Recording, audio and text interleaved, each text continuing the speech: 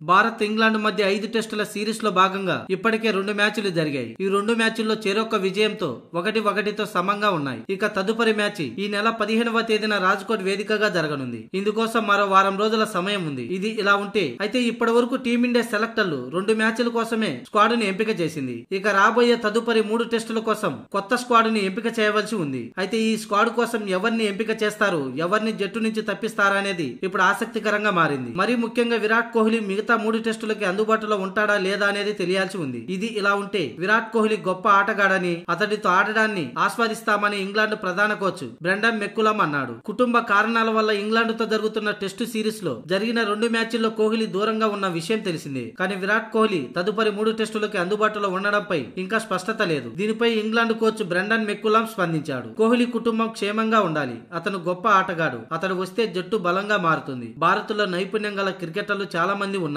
మేం ప్రత్యర్థి ఆటగాన్ని గౌరవిస్తాం. నేను నా టీం విరాట్ తో ఆడడాన్ని ఆస్వాదిస్తాం. బలమైన ప్రత్యర్థిపై గెలిస్తే మన సామర్థ్యం తెలుస్తుంది. ప్రత్యర్థి జట్టులో విరాట్ కోహ్లీ లాంటి ప్లేయర్ ఉండడం, అలాంటి జట్టుపై గెలవడం అనేది పర్యాటక జట్టుకు ఎంతో మేలు చేకూరుస్తుందని, తర్వాత మ్యాచ్ లో టీమిండియాలో అతను ఆడాలని నేను బలంగా కోరుకుంటున్నా అంటూ మెక్కులాం పేర్కొన్నాడు. ఇక మేం 2వ టెస్టు ఓటమిపై పెద్దగా చింతించాల్సిన అవసరం లేదు. తర్వాత మ్యాచ్ లో ఎలా పుంజుకోవాలో అందుకు తగ్గ ప్రణాళికలతో సిద్ధమవుతున్నామని బ్రెండన్ మెక్కులాం తెలిపాడు.